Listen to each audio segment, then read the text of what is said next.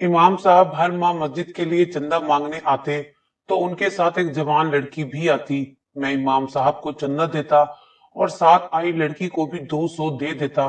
तभी वो लड़की मेरे करीब होकर कहती, कुछ तो शर्म करो, मैं तुम्हारे बच्चे की मां बनने वाली हूँ और तुम मुझे सिर्फ 200 दे रहे हो। उसकी बात सुनकर तो मेरे तन बदन में आग लग जाती। दिल चाहता कि उसके मुंह पर जोरदार थप्पड़ मारूं, क्योंकि मैं कंवारा था, मेरी अभी तक शादी नहीं हुई थी और ये लड़की मुझ पर किस किस्म का घटिया इल्जाम लगा रही थी। फिर मेरी गैरत ये गवारा ना करती कि मैं किसी औरत पर हाथ उठाऊं, इसीलिए खामोश हो जाता। अब हर माह इमाम साहब चंदा लेने आते तो वो लड़की उनके साथ आती और यही जुमले मुझे फिर से कहती, मगर इस बार मैं आपे से बाहिर हो गया।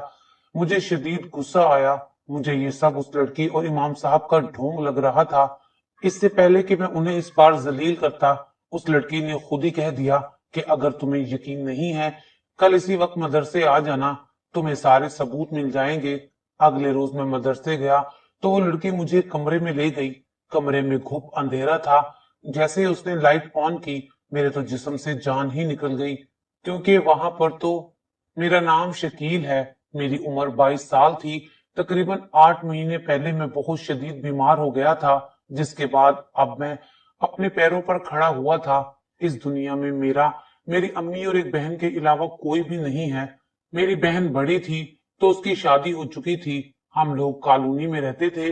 अब मैं पहले से बेहतर हो गया था, इसलिए घर के छोटे मोटे काम मैं कर दिया करता था। पहले कॉलोनी में एक बहुत बड़ी मस्जिद और एक मदरसा जेर तामीर थे और यहाँ के इमाम साहब हर माह घरों में जाकर चंदा इकट्ठा किया करते थे। एक दिन दरवाजे पर दस्तक हुई तो सोचा मैं देख लेता हूँ। देखा तो इमाम साहब चंदा लेने आए थे, मगर आज उनके पीछे एक लड़की खड़ी हुई थी। उसने अपना आधा चेहरा ढांप रखा था और वो मुझे अजीब नजरों से देख रही थी। मैंने उस पर ध्यान नहीं दिया और इमाम साहब को चंदा देकर खुद वहां से वापस आ गया। एक बात बहुत अजीब थी, जब से मैं बीमार हुआ था उसके बाद मेरी अम्मी ने मेरा कमरा बदल दिया था। मैंने अम्मी को कहा कि मुझे वापस मेरे कमरे में जाने दें, लेकिन उनका कहना था कि वो कमरा मनहूस है, तुमने वहां पर नहीं जाना। बहन और मेरी अम्मी आपस में पता नहीं क्या बातें किया करती थी, मगर मेरा बहुत ख्याल रखती थी। मेरा एक दोस्त था और वो मुझसे मिलने के लिए नहीं आ रहा था। मैं उसे फोन करता तो उसका नंबर बंद था।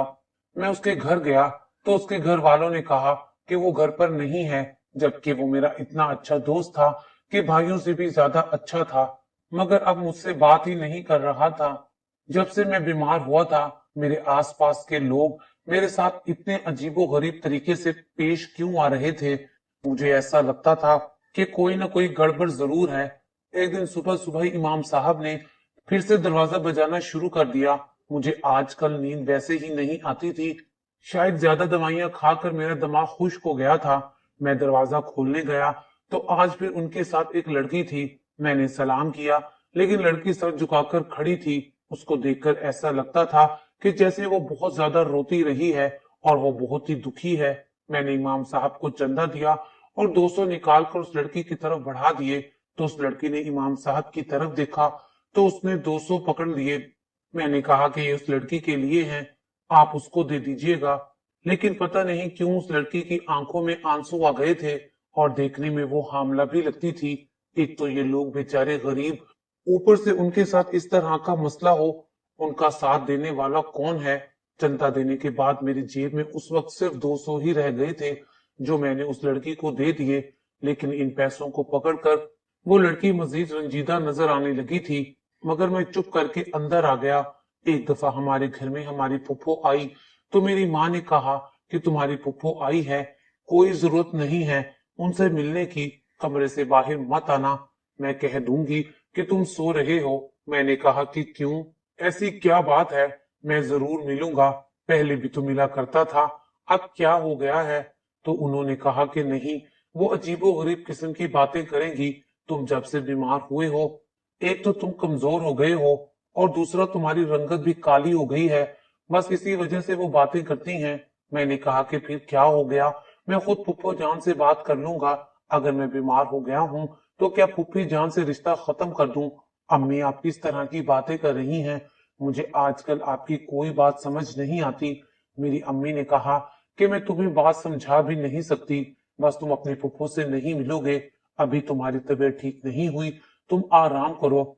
आज तो तुम मुझे इतनी बातें सुना रहे हो, जब तुम बीमार हुए थे तो मेरा तो कलेजा मुंह को आ गया था।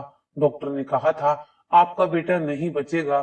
सारी रात सजदा रेज होकर मैंने तुम्हें अल्लाह से वापस मांगा है, और अब तुम इस तरह की लापरवाही करोगे, ये मुझसे बर्दाश्त नहीं होगा। खैर, मैंने अम्मी की बात मान ली। वैसे भी मुझे बिल्कुल भी याद नहीं था कि मेरे साथ क्या हुआ था, मैं क्यों इतना बीमार हो गया था। लेकिन अम्मी ने बताया कि शदीद बुखार की वजह से तुम्हें झटके लगने लगे थे। उस वक्त तुम्हारी हालत बहुत खराब हो गई थी, इसलिए सब लोग वाकई बहुत परेशान थे। मेरी अम्मी की आंखों में आंसू आ गए। उन्होंने कहा बस तुम अंदर ही बैठकर आराम करोगे। मैंने कहा कि इसमें रोने की क्या बात है, अगर आप नहीं चाहती तो मैं पुप्पो से नहीं मिलूंगा, बस आप नहीं रोएं। मैंने अपनी अम्मी की बात मान ली और पुप्पो थोड़ी देर बाद बैठकर चली गई। बीमार होने के बाद से मेरा फोन शायद कहीं गुम हो गया था। मैंने अम्मी से कहा कि मेरे लिए एक अच्छा सा फोन ले आए या मुझे थोड़े पैसे दे दें, तो अम्मी ने कहा कि बिल्कुल भी नहीं। वैसे भी डॉक्टर्स ने कहा है कि अभी तुमने साल तक ऐसा कोई काम नहीं करना जिससे तुम्हारी नजर या दिमाग पर असर पड़े, इसलिए फोन तो बिल्कुल भी नहीं लेना। फोन तो आजकल अच्छे भले इंसान की भी तबीयत खराब कर देता है। अब तुम फोन लेने की तो बात ना करना। मेरी अम्मी मुझे अपना फोन भी नहीं देती थी, और कहीं बाहर जाने भी नहीं दे रही थी, और किसी से मिलने भी नहीं दे रही थी, और मुझे मेरे कमरे में भी रहने नहीं दे रही थी। उनके हवाले से शायद वो ठीक कह रही थी, क्योंकि उन्होंने मुझे मौत के मुंह में जाते हुए देखा था। लेकिन अब मैं ठीक हो गया था। इस बार भी इमाम साहब आए तो वो लड़की उनके साथ थी, और उसने एक अजीब हरकत की। उसने मेरा नाम पुकारा और मुझे कहा कि आप ठीक है ना। मैं हैरान हुआ कि उसे मेरा नाम कैसे पता है। फिर सोचा कि शायद इमाम साहब ने बताया होगा, लेकिन उसे मेरे ठीक होने या ना होने से क्या गर्ज थी। मैंने कहा कि हाँ मैं ठीक हूँ, आप क्यों पूछ रही हैं। लेकिन उसने कोई जवाब नहीं दिया, क्योंकि पीछे से मेरी अम्मी वहां पर आ गई और वो लड़की वहां से भाग गई। मेरी अम्मी को भी शक पड़ गया कि यहाँ पर अभी कोई लड़की खड़ी थी। मैं इस बात पर हैरान था कि वो मेरी माँ को देखकर भाग क्यों गई। उसका मेरी माँ के साथ क्या ताल्लुक था, क्या वो मेरी माँ को पहले से जानती थी। खैर, उसके बाद से अम्मी ने मुझे कहा कि अब तुम बिल्कुल भी बाहर ना निकलो, इमाम साहब को चंदा हम खुद दे दिया करेंगे।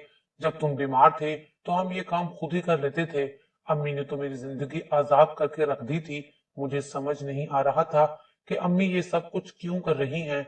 मुझे किताबें पढ़ने का बहुत शौक था, और मेरी किताबें मेरे पुराने कमरे में पड़ी थी। एक दिन मैं अपने पुराने कमरे में जाने लगा तो उसको ताला लगा हुआ था, लेकिन मेरे पास भी एक चाबी मौजूद थी जो मेरे कॉलेज के बैग में थी। मैंने चाबी वहां से निकाल ली। अम्मी खैर से पड़ोस में गई हुई थी, और बाजी तो वैसे ही अपने घर होती थी, लेकिन वो हमारे घर बहुत आती जाती थी।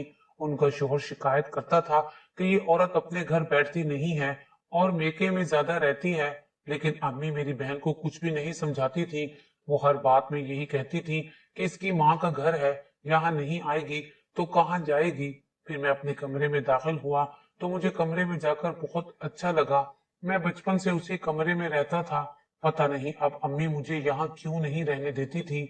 मैं सोच रहा था कि अम्मी को तो किसी तरह मना लूंगा कि मुझे वो यहाँ पर वापस रहने दे। लेकिन एक चीज सामने पड़ी हुई थी जिसको देखकर मैं हैरान रह गया। मैंने एक छोटा सा शीशा दीवार पर लगा रखा था, और उसके आगे छोटी सी शेल्फ थी जिस पर मैं अपना परफ्यूम और ब्रश रखा करता था, और आज उसके ऊपर मेकअप का सामान पड़ा हुआ था। ये मेकअप का सामान किसका था? मैं हैरान रह गया कि मेरे कमरे में किसी लड़की की चीजें क्या कर रही हैं, क्योंकि यहाँ पर तो कभी भी इस तरह की कोई चीज नहीं होती थी, और मैंने भी कभी ऐसी कोई चीज नहीं रखी थी। मेरी बहन भी जब आती थी तो वो अपने कमरे में ही रहती थी, लेकिन ये सब चीजें यहाँ पर क्या कर रही थी? जब मैंने अलमारी खोली तो वहां पर भी औरतों के कपड़े पड़े हुए थे, जो ना तो मेरी बहन के लग रहे थे और ना ही मेरी अम्मी के। बहन जो इतनी ज्यादा पतली नहीं थी, और अम्मी बहुत ज्यादा मोटी थी। मेरी अम्मी ने कहाँ से इस तरह के कपड़े पहने थे? काफी भारी और काम वाले सूट थे, जैसे किसी नई नवेली दुल्हन के होते हैं, और ये कपड़े सारे मेरी पसंद के रंगों के ही थे। मैं हैरान रह गया कि ये सब चीजें मेरे कमरे में क्या कर रही हैं, और ये कपड़े तो मेरी बहन के भी नहीं हैं और मेरी माँ को भी नहीं आते हैं।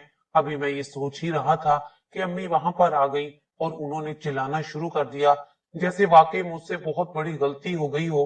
उन्होंने तो इस तरह से रद्द अमल देना शुरू कर दिया कि जैसे कयामत आ गई है। यहाँ क्या कर रही हो तुम?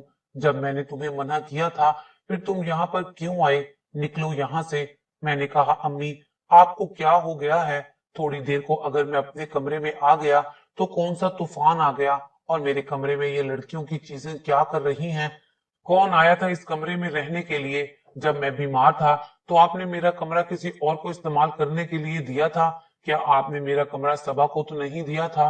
सबा मेरी खाला की बेटी थी और मेरी माँ उसके साथ मेरी शादी करना चाहती थी, लेकिन मुझे वो लड़की बिल्कुल भी पसंद नहीं थी, क्योंकि उसका किरदार ठीक नहीं था और उसने मेरे ही एक कजन के साथ चक्कर चलाया और उसको धोखा दिया था। और उस कजन ने खुदकुशी कर ली थी, जो मेरा बहुत अच्छा दोस्त था। इसलिए मैं उससे बिल्कुल भी शादी नहीं करना चाहता था, लेकिन मेरी माँ यही चाहती थी कि मैं उसके साथ शादी कर लूं। वो जब भी घर आती थी तो मेरी माँ उसकी ऐसी खिदमत करती थी कि जैसे वो कोई पीर है। मुझे लगा कि जब मैं बीमार था तो उसे रहने के लिए मेरा कमरा दे दिया गया था। अम्मी ने इधर उधर नजर दौड़ाई। मैं घर के माहौल से बहुत तंग आ गया था। मैं कभी भी उस लड़के से शादी नहीं करना चाहता था, इसलिए एक दिन कमरे से निकल गया और कॉलोनी के चौक तक चला गया कि अचानक मेरी नजर उस लड़की और इमाम साहब पर पड़ गई। वो चंदा लेने के लिए आ रहे थे और मुझे देखकर मेरे पास आ गए। मैंने चंदे के पैसे दिए और उस लड़की को 200 दिए तो वो लड़की कहने लगी, तुम्हें शर्म नहीं आती? मैं हामला हूँ और तुम्हारे बच्चे की माँ बनने वाली हूँ। मैं बहुत ज्यादा मुश्किल में हूँ। देखो मेरी क्या हालत हो गई है। तुमने कभी सोचा भी नहीं था कि मेरी ऐसी हालत होगी। तुम ही तो हो जो मुझे बचा सकते हो। खुदा के लिए मुझे बचा लो। मेरे दिन तो करीब हैं। बच्चा पैदा होने वाला है। मैं क्या करूंगी? मैं कैसे संभालूंगी इसको? वो बहुत ज्यादा परेशान थी। एक ही सांस में बोलने जा रही थी। मेरा दिल चाहा कि मैं एक थप्पड़ इसको दे मारूं। ये मुझ पर कैसा घटिया इल्जाम लगा रही थी, मगर मैं औरत पर हाथ नहीं उठाना चाहता था। मैंने कहा, क्या हो गया है आपको? ये बच्चा मेरा कैसे हो सकता है? मैं तो आपको जानता तक नहीं। उसने कहा कि क्या तुम मुझे नहीं जानते? उसने अपने चेहरे से निकाब हटा दिया। वो आई तो इमाम साहब के साथ थी, लेकिन बहुत ही ज्यादा खूबसूरत, किसी शरीफ और अमीर घर की लगती थी, लेकिन फिलहाल उसकी हालत काफी गैर थी। उसने कहा कि मैं मारिया, क्या तुम मुझे नहीं जानते? मैंने कहा, मैं तो आपका नाम भी पहली दफा सुन रहा हूँ, तो मैं आपको कैसे जान सकता हूँ? आपको क्या हो गया है? उसने कहा कि तुम्हें यकीन नहीं है कि ये तुम्हारी औलाद है। अगर तुम्हें यकीन नहीं है ये तुम्हारी औलाद है तो कल सुबह 5 बजे मदरसे में आ जाना। मैं तुम्हें ऐसा सबूत दिखाऊंगी कि तुम्हें पता चल जाएगा कि ये औलाद भी तुम्हारी है और मैं भी तुम्हारी हूँ। मैं उसकी बात पर हैरान रह गया और मैंने कहा, ठीक है, मैं कल आ जाऊंगा। अगर वो बात इतनी यकीन के साथ कह रही थी तो मैंने भी उसे कह दिया था कि हाँ ठीक है, मैं आ जाऊंगा। लेकिन मुझे पता था कि ऐसा कुछ भी नहीं है। वो शायद मुझे किसी और के साथ गलत फहमी में मिक्स कर बैठी थी। उसको गलत फहमी हो गई थी। लेकिन एक औरत ये बात कैसे भूल सकती है कि उसकी कोख में किसका बच्चा है, उसका बाप कौन है? मैं घर आया तो अम्मी से अपने कमरे के बारे में पूछने लगा। वो बोली कि मैंने सबा को तुम्हारा कमरा दिया था, उसकी चीजें यहाँ पर रह गई हैं, इसलिए मैं तुम्हें इस कमरे में आने नहीं दे रही थी कि लड़कियों की चीजें हैं। तुम्हारे हाथ में कोई ऐसी चीज ना लग जाए जिससे तुम शर्मिंदा हो जाओ। जब मैंने कहा कि मेरा कमरा उसको देने की क्या जरूरत थी, अब तो वाकई ये कमरा मनहूस हो गया है। अब तो इस कमरे को 7 दफा भी धो ले तब भी मैं यहाँ पर नहीं आऊंगा। ठीक कहा था आपने। मैंने गुस्से में चाबी वहां पर फेंक दी। मेरी अम्मी ने जैसे सुख का सांस लिया और कमरे को दोबारा ताला लगा दिया।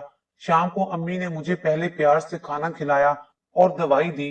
अभी तक मेरी दवाइयां चल रही थी। उसके बाद मेरी बहन भी वहां पर आ गई और मेरी माँ और बहन ने मुझे कहा कि तुम सबा से शादी कर लो। मैंने कहा कि मैं कभी भी सबा से शादी नहीं करूंगा, मर के भी नहीं करूंगा। उसकी वजह से मेरा कजन और मेरे भाइयों जैसा दोस्त मुझे हमेशा के लिए छोड़कर चला गया है। फिर मैं जाकर अपने कमरे में सो गया और सुबह सुबह मौका देखकर घर से बाहर निकल गया। मैं जल्दी से मदरसे पहुंच गया। ये एक बहुत बड़ा मदरसा था और उस लड़की ने मुझे मदरसे के एक कोने में जहां इमाम साहब रहते थे वहां पर बुलाया था। वो लड़की मेरे इंतजार में पहले से ही वहां पर मौजूद थी। मैंने कहा, अब बताओ कौन सा सबूत है तुम्हारे पास ये बच्चा मेरा कैसे हो सकता है? अगर तुम्हारा सबूत झूठा हुआ तो मैं तुम्हें माफ नहीं करूंगा। शरीफ आदमी को रोक कर तुम पर इस तरह के इल्जाम लगाती हो। पता नहीं तुमने किसके साथ ये बच्चा पैदा किया और अब मेरे पीछे पड़ गई है। उसकी आंखों में आंसू आ गए। उसने कहा कि ऐसे अल्फाज नहीं बोलो जिन पर बाद में तुम्हें पछताना पड़े। मैंने कहा कि मेरा मजीद वक्त जाया ना करो। क्या है तुम्हारे पास? मुझे जल्दी से दिखाओ। वो मेरा हाथ पकड़कर एक कमरे में ले आई। वहां अंधेरा था। जैसे ही उसने लाइट ऑन की मुझे चक्कर से आ गए। ये कमरा मुझे जाना पहचाना लग रहा था। और फिर उसने अलमारी खोलकर एक डब्बा निकाला, मेरा हाथ पकड़ा और मुझे एक तरफ बिठा दिया। वो कैसे बार बार बेबाकी से मेरा हाथ पकड़ती थी, मैं तो उसको जानता तक नहीं था। जब उसने छोटा सा डब्बा खोला और मेरी तरफ किया तो पहली चीज देखकर ही मैं हैरानो परेशान रह गया और मेरे कदमों तले से जमीन निकल गई, क्योंकि उसके अंदर एक तस्वीर थी जिसमें वो लड़की दुल्हन बनी बैठी थी और मैं दूल्हा बना बैठा था। और हम सिर्फ दूल्हा दुल्हन ही नहीं बने बैठे थे, बल्कि हमारे चेहरे पर बहुत ज्यादा खुशी थी। और मैंने एक हाथ से उसे अपने करीब करके पकड़ा हुआ था कि जैसे मैं बहुत ज्यादा खुश था। मैंने कहा कि ये सब क्या है? उसने कहा कि तुम मेरे शोहर हो। हम लोगों ने एक दूसरे से मोहब्बत की शादी की थी। मैं तुम्हारे साथ तुम्हारे घर में तुम्हारे कमरे में रहती थी, लेकिन तुम्हारी माँ को ये रिश्ता कबूल नहीं था। और फिर तुम्हारे साथ एक हादसा हो गया और तुम्हारी याददाश्त चली गई। उसके बाद तुम्हारी माँ ने मुझे घर से निकाल दिया, मुझे तुम तक नहीं आने दिया। आज इस बात को 8 महीने हो गए हैं और मैं 8 महीने के हमल से हूँ। ये तुम्हारा बेटा है। तुम्हारी माँ को इसी बात से मसला था कि मेरे आगे पीछे कोई नहीं था, मेरी जात पात का कोई पता नहीं था, इसलिए उन्होंने मुझे कभी कबूल ही नहीं किया। मैं बचपन से ही इमाम साहब के पास रह रही हूँ। उन्होंने मुझे अपनी बेटी बनाया हुआ है। और फिर उसने मुझे हमारा निकाहनामा भी दिखाया। ये सब देखकर मैं हैरान रह गया। मैंने कहा कि ये सब नहीं हो सकता। मेरी माँ मुझसे इतना बड़ा झूठ नहीं बोल सकती। अगर तुम मेरी बीवी हो और ये बच्चा मेरा है तो तुम मेरी इज्जत हो। मेरी माँ ने कैसे तुम्हें गली में फेंक दिया? वो ऐसा नहीं कर सकती।